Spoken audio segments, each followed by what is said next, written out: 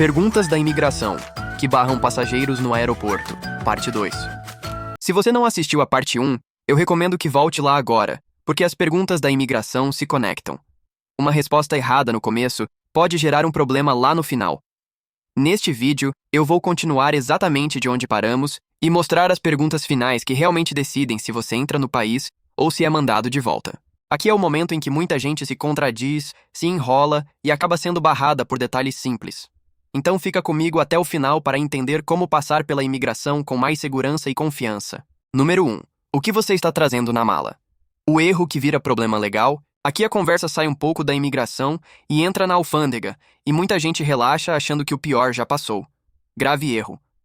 Quando perguntam o que você está trazendo na mala, essa pergunta tem peso legal. Não é apenas curiosidade. O erro mais comum é responder no automático. Nada demais. Só coisas pessoais. Se isso não for verdade, você já começou errado. A alfândega trabalha com raio-x, fiscalização e cruzamento de informações. Se você diz que não está trazendo nada para declarar e aparece algo que deveria ser informado, o problema deixa de ser administrativo e pode virar multa, apreensão e até impedimento de entrada. Não é só sobre produtos caros. Existem itens proibidos, itens com limite de quantidade e itens que precisam ser declarados. E quando você mente ou omite, a penalidade é muito maior do que simplesmente declarar desde o início. Aqui vale uma regra simples. Se tiver dúvida, declare. Falar a verdade evita dor de cabeça. Mentir nessa etapa não é dar um jeitinho. É assumir um risco desnecessário que pode acabar com a sua viagem ali mesmo. A alfândega não costuma dar segunda chance para quem mente. Então, seja claro, objetivo e honesto. Número 2. Onde você vai ficar hospedado? A resposta que mais se contradiz. Essa pergunta parece simples, mas é uma das que mais derrubam passageiros, porque muita gente se contradiz sem perceber. Quando o agente pergunta onde você vai ficar hospedado, ele espera uma resposta clara, objetiva e já bem definida. Hotel, apartamento, casa de amigo ou parente. Não dá para improvisar aqui. O erro comum é responder de forma vaga, dizendo algo como ainda vou decidir ou vou ver quando chegar.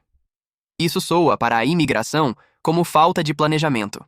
E falta de planejamento, nesse contexto, vira sinal de risco. Outro erro grave é dar uma resposta agora, e alguns minutos depois dar outra completamente diferente. Tem também quem diga que não conhece ninguém no país, mas quando perguntam onde vai ficar, responde que será na casa de um amigo. Essa contradição acende o alerta imediatamente. A imigração conecta uma pergunta à outra justamente para pegar esse tipo de incoerência. Se você vai ficar em hotel, saiba o nome e, de preferência, o endereço. Se vai ficar na casa de alguém, isso precisa ter sido dito antes, de forma consistente, e você deve saber explicar quem é essa pessoa. A imigração não quer detalhes emocionais, ela quer lógica. Aqui fica claro como uma resposta mal pensada pode derrubar toda a entrevista. Não é a hospedagem que reprova, é a contradição. Número 3. Carta convite. Quando ela é obrigatória, e quando vira armadilha, muita gente não entende direito o papel da carta convite e acaba se complicando por falta de informação. A carta convite não é obrigatória em todas as situações, mas em alguns casos ela faz toda a diferença. Principalmente quando você vai se hospedar na casa de um amigo ou parente. O erro começa quando a pessoa diz que vai ficar na casa de alguém, mas não tem nenhuma comprovação disso. A imigração quer saber onde você estará, quem é o responsável por você e como eles podem te localizar caso algo aconteça. A carta convite serve exatamente para isso, formalizar essa responsabilidade. Agora, a armadilha está aqui. Se você diz que não conhece ninguém no país e depois aparece com uma carta convite, isso vira um problema enorme. Mais uma vez, a incoerência derruba tudo. A carta não salva uma história mal contada.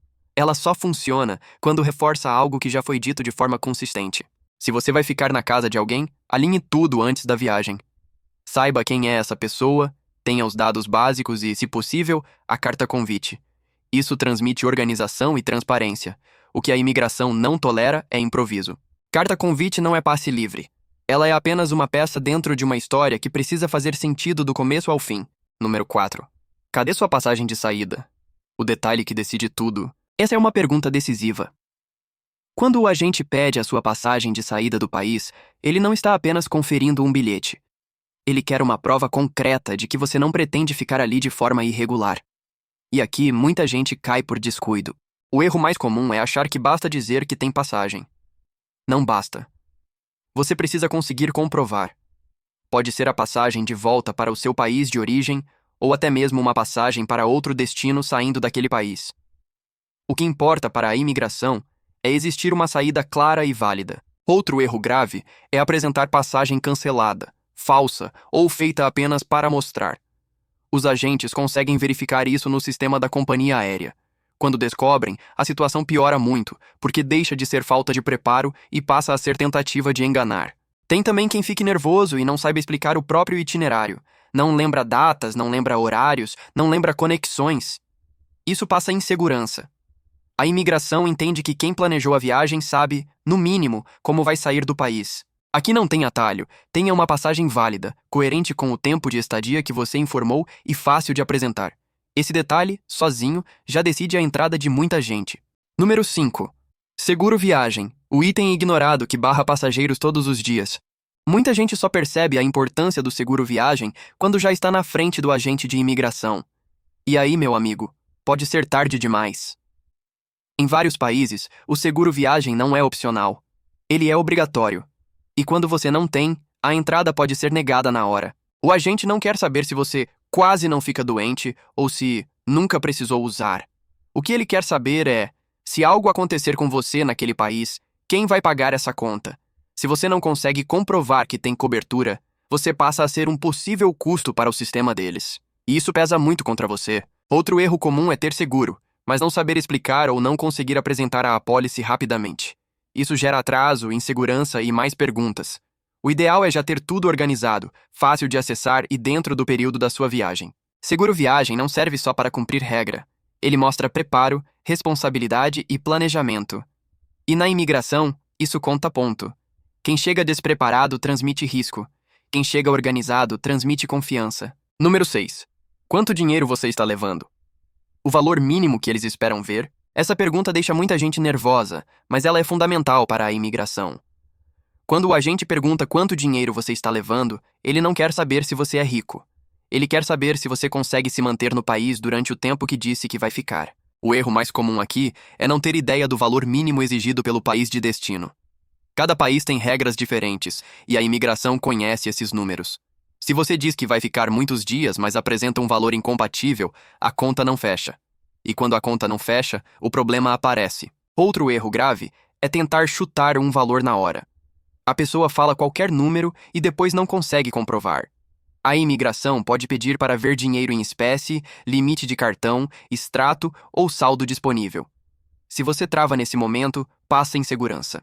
Aqui vale reforçar. Não é só quanto você leva, é como você comprova. Ter meios claros e legais de sustentar a viagem mostra que você está indo para viajar, não para se virar como der lá. A imigração observa tudo isso com muito cuidado. Número 7. Dinheiro físico, cartão ou conta internacional. O que realmente funciona. Muita gente acha que precisa levar todo o dinheiro da viagem em espécie, e isso é um erro. Hoje, a imigração aceita diferentes formas de comprovação financeira, desde que tudo esteja dentro das regras. Dinheiro físico funciona, cartão de crédito funciona e contas internacionais também funcionam. O problema é não saber explicar o que você está apresentando. O erro mais comum é levar dinheiro acima do limite permitido sem declarar, ou então não conseguir provar que tem acesso ao valor que diz ter. Não adianta falar que tem dinheiro se você não consegue mostrar. A imigração trabalha com comprovação, não com promessa.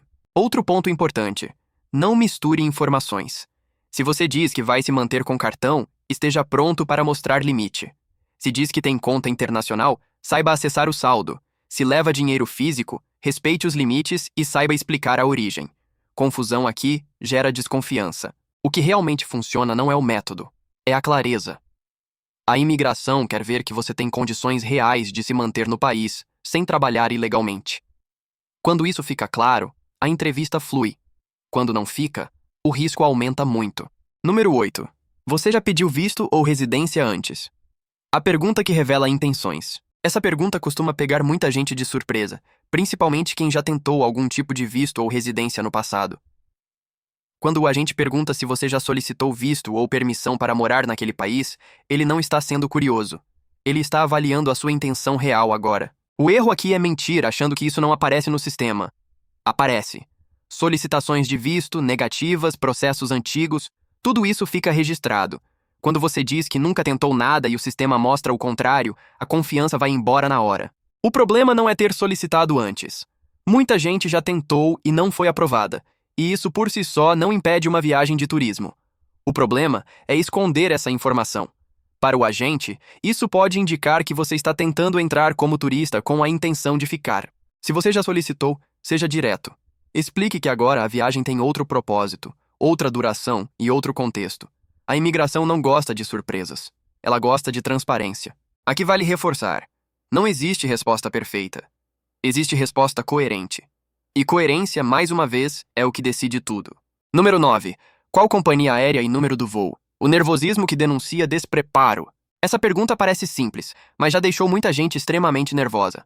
Quando o agente pergunta qual companhia aérea você está viajando ou pede detalhes do voo, ele não está testando a sua memória. Ele está avaliando o seu nível de preparo. O erro aqui é não ter nada em mãos. A pessoa até sabe a companhia aérea, mas não lembra o número do voo, não lembra a conexão, não lembra o horário. Aí começa a gaguejar, fica insegura, tenta explicar demais, e isso passa exatamente a sensação errada. Não é obrigação decorar tudo. O que a imigração espera é que você consiga comprovar facilmente. Ter o comprovante da passagem salvo, impresso ou no celular, resolve tudo em segundos. Quando você apresenta com tranquilidade, a pergunta morre ali. O problema não é não saber de cabeça. O problema é parecer despreparado para a própria viagem. Para a imigração, quem planejou a viagem sabe, no mínimo, como entrou e como vai sair do país. Organização aqui transmite confiança. Falta dela gera dúvida. Número 10. Quem garante sua estadia no país? A contradição final que reprova... Essa pergunta costuma aparecer no final da entrevista, quando o agente já ouviu praticamente toda a sua história. E justamente por isso, ela é extremamente perigosa. Aqui, qualquer contradição vira motivo para reprovação. Se lá atrás você disse que não conhece ninguém no país, e agora afirma que alguém garante sua estadia, o problema está criado. A imigração cruza essa informação na hora. Não importa se é primo, amigo ou conhecido distante. O que importa é que a sua história mudou. O agente quer entender quem é responsável por você durante a permanência no país. Se é um hotel, tudo bem. Se é uma pessoa, isso precisa ter sido dito antes, com clareza. Quando essa informação surge só no final, soa como improviso. E improviso na imigração é sinal de risco. Muita gente é mandada de volta não por falta de documento, mas porque se enrola nesse ponto final. A imigração entende que se você mentiu em algo tão simples, pode estar escondendo algo maior. Aqui vale a regra que resume todo o processo. A sua história precisa ser a mesma do começo ao fim, sem ajustes, sem correções e sem surpresas. Agora você já entendeu como a imigração e a alfândega funcionam de verdade e por que tantas pessoas têm a viagem arruinada por erros que poderiam ser evitados. Se você ainda não assistiu a parte 1, ela é fundamental para fechar todo esse conteúdo, então volta lá e assiste também. No primeiro comentário fixado, deixei alguns links importantes para você conhecer antes de viajar, que podem te ajudar na sua preparação. Dá uma olhada depois. E se esse vídeo te ajudou, deixa o like, se inscreve no canal e comenta aqui embaixo se você já passou por alguma situação complicada na imigração. A gente se vê no próximo vídeo.